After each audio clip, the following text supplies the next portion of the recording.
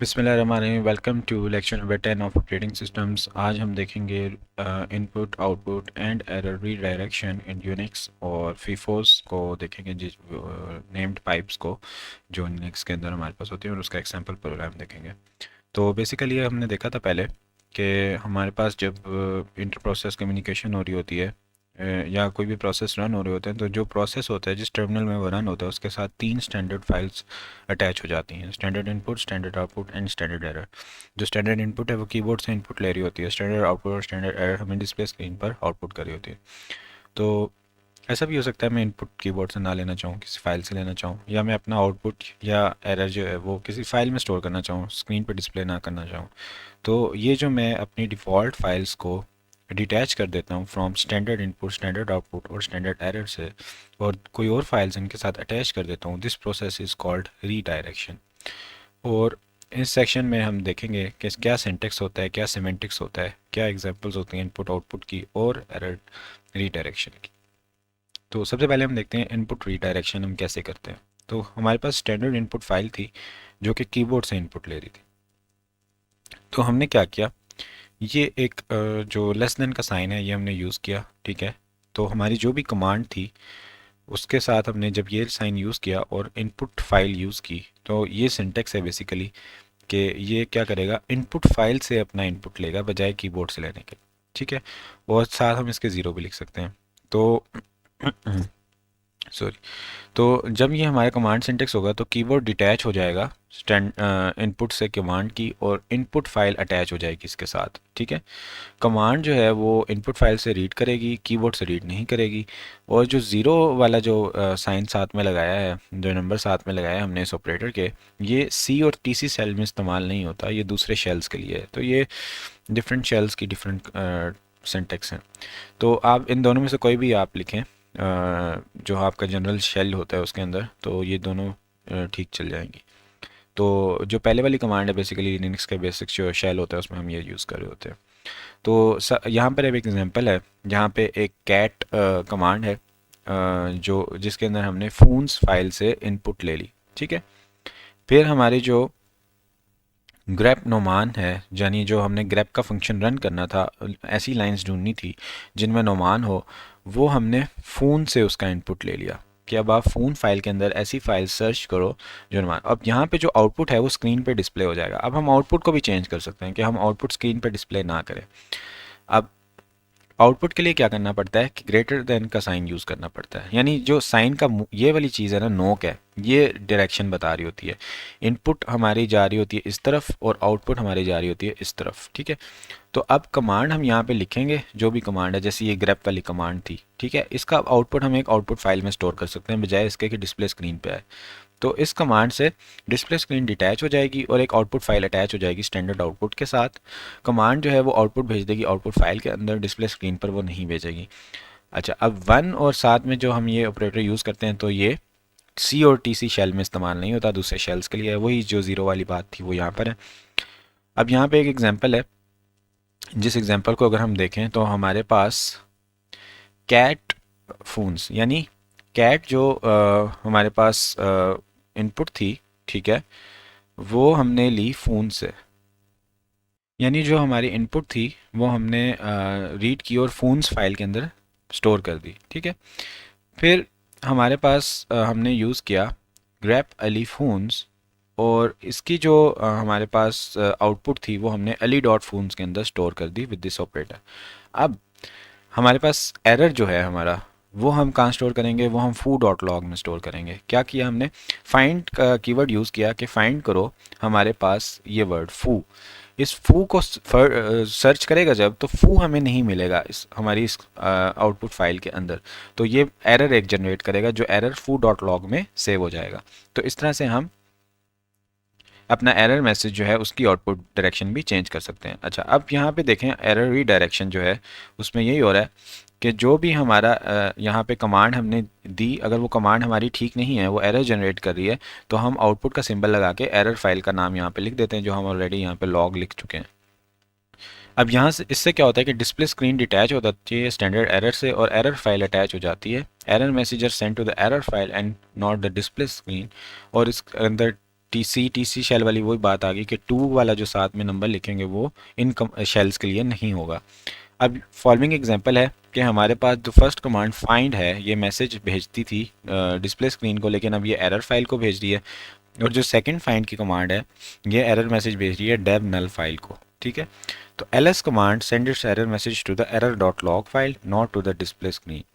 ls जो है वो भी अपने एरर मैसेजेस जो है वो इनको भेज रहा है। अब यहाँ पे ये कमांड है जैसे फाइंड करो आप फू, ठीक है। तो जब ये फाइंड करेगा इसको नहीं मिलेगा फू, तो ये एरर फाइल के अंदर अपना एरर स्टोर कर देगा इस ऑपरेटर की वजह से, ठीक है। फिर हमारे पास अगर हम ls करते हैं कि लॉन्ग लॉन्ग आउटपुट वाला आप ls कमांड लिस्टिंग करो और उसके अंदर देखो कोई फू नाम की चीज़ है, तो इसका भी जो एरर जनरेट होगा वो एरर डॉट लॉग में चला जाएगा। फिर आप करो कैट एरर डॉट लॉग, यानी एरर डॉट लॉग को रीड करो। जब आपने रीड करने की कोशिश की तो कैट से भी कुछ एरर जनरेट होगा जो कि हमारा कहाँ चला जाएगा, यहाँ पे अब हमने कोई आउटपुट मेंशन नहीं किया तो ये डिस्प्ले स्क्रीन पे ही आ जाएगा, जैसे यहाँ पे ये नो सच फाइल और डायरेक्टरी आ गया, ठीक है। अच्छा, अब हमारे पास है नेक्स्ट फाइंड और यहाँ पे हम कह रहे हैं नेम ls और जो भी इसका रिज़ल्ट आता है वो आउटपुट कर दो इस फाइल के अंदर। तो जब ये फाइंड करेगा ls को और वो हमें नहीं मिलेगा तो वो हमें इसके अंदर स्टोर कर देगा, या फिर ये करेगा कि ls फाइल के अंदर जितनी भी आउटपुट्स हैं वो आपने क्या करनी है डेव नल में स्टोर कर देनी है, इसके एरर्स की जो सारी आउटपुट्स होंगी। उसके बाद हमारे पास फीफो का कॉन्सेप्ट है जो हमारे पास नेम्ड पाइप्स होते हैं। तो वैसे तो हमने देखा था कि एक प्रोसेस दूसरे प्रोसेस से कोऑर्डिनेट कर रहा था, किसी फाइल से रीड कर रहा था, तो इसी तरह हमारे पास पाइप उसमें इस्तेमाल हो रहा था। तो नेम्ड पाइप है, ये भी एक पाइप है जिसका असेस पॉइंट जो होता है वो एक फ़ाइल होती है जो फाइल सिस्टम के अंदर पड़ी होती है। जब आप इस फाइल को ओपन करते हैं रीडिंग के लिए तो एक प्रोसेस बन जाता है, क्रिएट हो जाता है, जिसको असेस मिल जाती है फीफो को for reading. By opening the file for writing the process get access to the FIFO for writing. By default a FIFO is open for blocking input output, यानी जो फीफो होता है उसके अंदर ब्लॉकिंग इनपुट आउटपुट होती है। जब एक चीज़ आप रीड कर रहे हैं जब तक वो आपकी रीड नहीं हो जाती तब तक अगली चीज़ रीड नहीं होती। और अगर हमारा कुछ प्रोसेस रीड कर रहा है फीफो से तो ये ब्लॉक हो जाता है until the process write some data in the FIFO, जब तक अगला कोई डाटा उसके अंदर नहीं आ जाता। और अदर वे राउंड भी ऐसे ही हो रहा होता है कि अगर प्रोसेस कोई राइट कर रहा होता है तो वो तब तक अगली चीज़ राइट नहीं करता जब तक दूसरा प्रोसेस उसको रीड ना कर ले। तो अननेम्ड पाइप्स जो थे, जो हमारे पास पहले जो पाइप्स थे वो रिलेटेड प्रोसेसेस के लिए थे, जो ऐसे प्रोसेसेस जिनके साथ कोई ना कोई एंसेस्ट्रल रिलेशनशिप था। एंसेस्ट्रल रिलेशनशिप यानी पेरेंट चाइल्ड का रिलेशनशिप था या सिबलिंग्स का रिलेशनशिप था। और वो टेम्परेरी पाइप्स होते हैं और उनको हर बार अलग से खुद से क्रिएट करना पड़ता है और डिस्ट्रॉय भी करना पड़ता है जब क्लोज कर रहे होते हैं फाइल डिस्क्रिप्टर्स को, क्रॉसपॉन्डिंग प्रोसेस जब एग्जिट हो जाता है। नेम पाइप्स जो हैं ये दोनों इस लिमिटेशंस को ओवरकम करते हैं। इनको हर बार क्रिएट भी नहीं करना पड़ता, ये टेम्परेरी भी नहीं होते और इनको क्लोज भी खुद से हर बार नहीं करना पड़ता। तो अभी हमारे पास 2 अनरिलेटेड प्रोसेसेस शो किए जा रहे हैं फिगर में जो कम्युनिकेट कर रहे होंगे यूजिंग फीफो। तो इस फिगर को देखते हैं। यहाँ पे कुछ भी नहीं है, P1 मेंशन किया, P2 मेंशन किया और इनके अंदर एक एरो बना दिया कि ये फीफो के जरिए एक दूसरे के साथ कोऑर्डिनेट कर रहे हैं। ये प्रोसेस राइट कर रहा है इसके अंदर और ये प्रोसेस इससे रीड कर रहा है। अच्छा, अब हमारे पास जैसे पाइप का फंक्शन था जो अननेम्ड पाइप्स को क्रिएट करा था, नेम्ड पाइप्स को क्रिएट करने के लिए हमारे पास जो फंक्शन यूज़ होता है that is make node, make FIFO और सी लाइब्रेरी कॉल और बाय मेक फीफो कमांड, ठीक है। ये अगर इसके साथ ब्रैकेट लगा देंगे तो ये एक लाइब्रेरी कॉल बन जाएगी, यानी फंक्शन बन जाएगा, उसको हम कॉल कर रहे हैं। और ये जो है ये मेक फीफो एक कमांड है सिंपल, इससे भी हम फीफो क्रिएट कर सकते हैं। तो मेक नोड जो सिस्टम कॉल है उसका सिनॉप्सिस यहाँ पे दिया गया है कि हम इंक्लूड करते हैं types dot h stat dot h और मेक नोड होती है जिसके अंदर हमारे पास पाथ जाता है, जिस पाथ को का हमने फीफो क्रिएट करना है उसका मोड होता है हमारे पास और उसके बाद हमारे पास डिवाइस होती है। तो मेक नोड कॉल वैसे जो नॉर्मली यूज़ होती है ये स्पेशल फाइल्स के लिए होती है जो डिवाइस फाइल्स होती हैं, लेकिन आप इसको फीफोस क्रिएट करने के लिए भी इस्तेमाल कर सकते हैं। जो मोड आर्गूमेंट है ये परमिशन मोड होता है, ये वही चीज़ है जो पहले था ऑड कर रहा था with SIFIFO and dev is set to 0, device 0 हो जाती है फॉर क्रिएटिंग अ फीफो। अगर हम यहाँ पे 0 ना रखें, कोई और आर्गूमेंट रखें तो ये बेसिकली एक स्पेशल फाइल क्रिएट हो रही होती है। अभी हमने अगर स्पेशल फाइल क्रिएट नहीं करनी, सिर्फ नेम पाइप क्रिएट करना, तो हम इसकी वैल्यू 0 रखते हैं, ठीक है। और जो हमारे पास परमिशन मोड होती है वो ऑड हो जाती है विद इसके साथ SIFIFO। जैसे बाकी सिस्टम कॉल्स हैं अगर वो फेल होती हैं तो -1 रिटर्न करती हैं, इसी तरह मेक नोड है ये -1 रिटर्न कर देती है, ठीक है, फेलियर पे, और एरर नंबर जो है वो सेट हो जाता है अकॉर्डिंगली। अच्छा, अब ये फेल होने की क्या वजूहत इसकी हो सकती हैं कि हमारा जो फ़ाइल है वो जो हमने पाथ नेम दिया फ़ाइल का, फ़ाइल उस नेम से एग्जिस्ट ही नहीं करती है। पाथ नेम हमने टू लॉन्ग दे दिया। कंपोनेंट जो है वो सर्चेबल नहीं है, नॉन एग्जिस्टेंट है या नॉन डायरेक्टरी है। डेस्टिनेशन डायरेक्टरी रीड ऑनली है। इनफ स्पेस अवेलेबल नहीं है, या फिर सिग्नल कॉट हो गया ड्यूरिंग द मेक नोड। यही चीज़ें जो हमारे पास पाइप क्रिएट करते हुए थी कि हमारे पास क्या था, सिग्नल कोई कॉट हो गया था, या हमारे पास जगह अवेलेबल नहीं थी फाइल डिस्क्रिप्टर के अंदर। तो यही चीज़ें मिलती जुलती यहाँ पे हैं कि हमारे पास फाइल एग्जिस्ट नहीं करती, परमिशन का मसला है, डायरेक्टरी एग्जिस्ट नहीं करती, डेस्टिनेशन डायरेक्टरी जो है वो रीड ऑनली है, हमारे पास मेमोरी स्पेस अवेलेबल नहीं है, या कोई सिग्नल आ गया है बीच में इंटरप्ट करने के लिए। तो यही मेन चीज़ें होती हैं जो सिस्टम कॉल के फेल होने का मकसद बन रही होती हैं। तो अब यहाँ पे हमारा सिनॉप्सिस है मेक फीफो का। ऊपर मेक नोड का था, मेक फीफो कॉल का है। उसमें जस्ट ये डिफरेंस था कि वहाँ पे हमारे पास एक डिवाइस नाम का भी आर्गुमेंट हम ले रहे थे, जिसके अंदर हमें स्पेशल डिवाइस फाइल्स क्रिएट करने के लिए यूज़ करते थे। यहाँ पे वो नहीं है, यहाँ पे बस मेक फीफो पाथ है और एक मोड है उसका, ठीक है। तो आर्गुमेंट पाथ जो नेम के लिए है, वो पाथ है फीफो क्रिएटेड का। Where was the argument mode is, जो मोड है वो स्पेसिफाइंग द फाइल परमिशन के लिए है, ठीक है। Specification of the mode argument for this same as for open. जो ओपन के लिए यूज़ हो रहा था ना, वो और हो रहा था read write, read only, right only, और नॉन ब्लॉकिंग मोड और एंड डिले, इन मोड्स का सारा और हो रहा था। इसी तरह यहाँ पे भी हो रहा होता है कि इसी तरह जो ओपन में सिस्टम कॉल में मोड था, यहाँ पे भी इसी तरह और फंक्शन के ज़रिए वो मोड का आर्गुमेंट क्रिएट हो रहा होता है। अब हमने फीफो बना दिया मेकिंग मेक फीफो के फंक्शन से, और हम ओपन के ज़रिए इसको ओपन करते हैं। Normal file of input output calls जो होती हैं, क्लोज, रीड, राइट, अनलिंक, ये जो है ये फीफो के साथ सारी काम करती हैं। Since make FIFO invokes the make note system call, make FIFO भी अंदर मेक नोट सिस्टम कॉल को ही कर रही होती है। Reason for its failure are pretty much the same as for make note call given above. अच्छा, make node और make FIFO में बस एक डिफरेंस आ जाता है कि मेक नोड में हमें एक्सप्लिसिटली एंड पे ज़ीरो लिखना पड़ता है, लेकिन मेक फीफो स्पेशली फीफो बनाने के लिए, इसलिए एंड पे इसके ज़ीरो नहीं लिखना पड़ता। ये डायरेक्ट आपको फीफो ही बना कर दे देती है। मेक नोड से अगर आपने फीफो बनाना है तो एंड पे ज़ीरो लिखना पड़ जाता है हमें। नेक्स्ट हमारे पास क्या है कि अनलाइक अ पाइप, फीफो को हमें पहले से ओपन करना पड़ता है कम्युनिकेशन से। पाइप तो टेम्परेरी था, उसको हमने कम्युनिकेशन के दौरान ही फाइल डिस्क्रिप्टर टेबल से चेक किया, स्लॉट्स अवेलेबल थी, पाइप क्रिएट कर दिया। इसको पहले से कम्युनिकेशन के लिए करना पड़ता है। और a write to a FIFO that no process is open for reading results in SIGPIPE signal. अगर हम राइट करते हैं फीफो के अंदर और कोई भी प्रोसेस रीड करने के लिए नहीं है, तो एक सिग्नल आता है सिग पाइप, ठीक है। तो यानी आप राइट करना चाह रहे हैं और रीड करने के वाला कोई बंदा नहीं है, तो ये प्रोड्यूसर कंज्यूमर वाली प्रॉब्लम यहाँ पे आ जाती है। तो ये सिग्नल क्रिएट हो जाता है सिग पाइप। अच्छा, अब लास्ट जो प्रोसेस था वो जो राइट कर रहा था फीफो पे, अगर उसने इसको क्लोज कर दिया तो कौन सा सिग्नल जाता है, E O F, end of file signal चला जाता है रीडर के पास।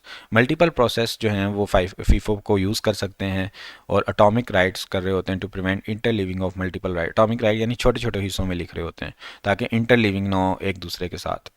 अच्छा, अब टू कॉमन यूजेस हैं फीफो के जो बहुत इंपॉर्टेंट है शॉर्ट क्वेश्चन के लिहाज से। क्लाइंट सर्वर एप्लीकेशन में फीफो यूज़ हो रहा होता है to pass data between a server process and a client process. Client server में क्लाइंट प्रोसेस और सर्वर प्रोसेस के दरमियान डाटा पास करने के लिए फीफो इस्तेमाल हो रहा होता है।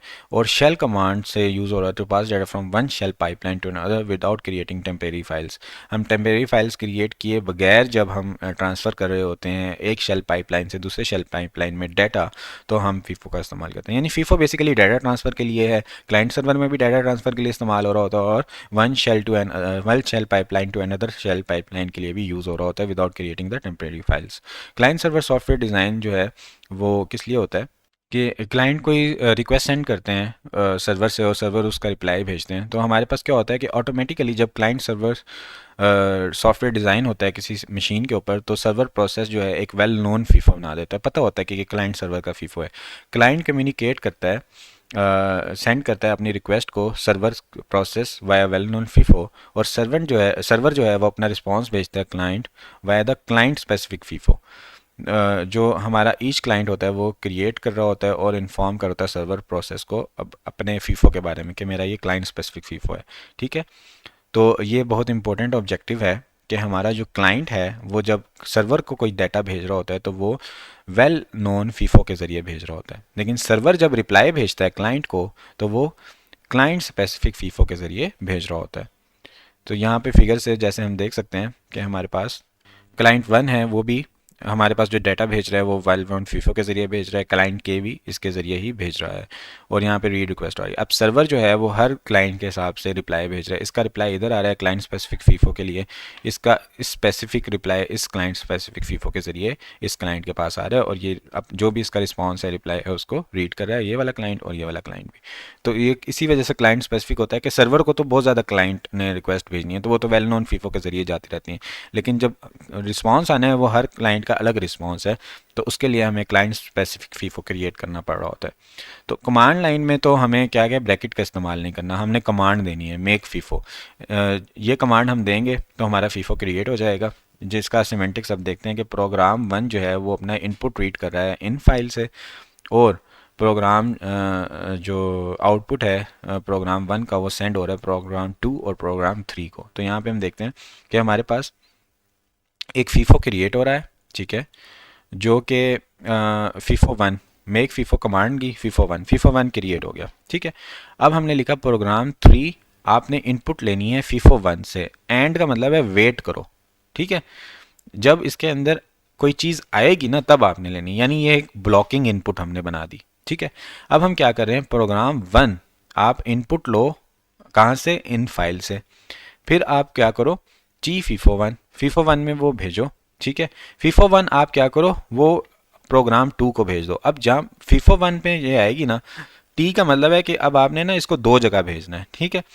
तो फीफो 1 से प्रोग्राम 2 में भी आ जाएगी, और ये वेट कर रहे थे भाई प्रोग्राम 3 इनके पास भी चली जाएगी। तो इस तरह से ये कोड हमारा रन हो रहा होगा। तो यहाँ पे भी अगर आप देखें, इन फाइल से प्रोग्राम 1 के पास इनपुट आ रही है, और प्रोग्राम 1 से फिर ये टी बन रहा है एक, ठीक है, और यहाँ से प्रोग्राम 2 को भी जा रही है, और प्रोग्राम 3 जो कि वेट मोड ब्लॉकिंग मोड में थे उनके पास भी अब आ गई, जब प्रोग्राम 1 के अंदर इनपुट आई, फीफो के अंदर सॉरी इनपुट आई। तो यहाँ पे हमारे पास फॉलोइंग सेशन में अगर आप देखें तो इसमें क्या हो रहा है, हमारे पास एक मैनुअल है एलएस का, ठीक है, उसकी हम आउटपुट भेज रहे हैं ls.dat के अंदर, ठीक है। फिर हम कैट कर रहे हैं फीफो 1, ठीक है, कि फीफो 1 की जो आउटपुट है वो फीफो 1 से जो इनपुट है लेने कैट ने, फिर उसका जो आउटपुट बनेगा वो ग्रेप एलएस के पास जाएगा, और उसका आउटपुट wc1 के पास जाएगा। लेकिन वेट करो, अभी आपने वेट करना जब तक फीफो 1 के अंदर डाटा नहीं आ जाता। अब आपने क्या करना है कि सबसे पहले तो ये क्या करेगा, सर्च करेगा कि यहाँ पे हमारे पास जो एलएस मैनुअल के अंदर एलएस नामी जिनके अंदर एलएस है लाइंस के अंदर, वो सर्च करो, वो रिटर्न करो, वो हमारे पास रिटर्न हो जाएंगी। लेकिन अभी ये wc1 जो है ये वेट कर रहा है। ये क्या करता है कि सॉर्ट कर देते हैं हम ls को, ls.dat फाइल सॉर्ट हो जाती है, फिर टी फीफो 1 से टी क्रिएट होती है, जो कि wc1 यहाँ पे भी हमारे पास आउटपुट चली जाती है, और ये जो यहाँ पे हमारे पास थी आउटपुट यहाँ पे भी चली जाती है। तो इस तरह से हमारे पास ये प्रोग्राम एग्जीक्यूट हो रहा है। तो अगर आप यहाँ पे इसको डायग्राम से देखें तो हमारे पास क्या हुआ कि इन फाइल से सॉर्ट फंक्शन में आया, सॉर्ट फंक्शन से आगे जब सॉर्ट हो गया तो एक टी क्रिएट हुआ। अब टी से फीफो 1 में गया, फीफो 1 ने ग्रेप में भेजा, ग्रेप ने क्या किया wc1 में भेज दिया, और दूसरा wc1 जो ये वाला है इसमें भी जा रहा है। तो ये बेसिकली एक ये जो वेट कर रहा था wc इसमें भी जा रहा है और इसमें भी, यानी यहाँ पे वर्ड काउंट हो रहा है, ठीक है, और यहाँ पे भी वर्ड काउंट हो रहा है। जब सॉर्ट करने के बाद वर्ड काउंट करते हैं तो ये आ रहा है, और जो पुराना वर्ड काउंट था वो ये आ रहा है। तो इस तरह से हमारे पास दो आउटपुट बन रहे हैं। तो यहाँ पर हमारा लेक्चर एंड होता है। Thank you so much everyone for joining and watching. Take care, अल्लाह हाफिज़।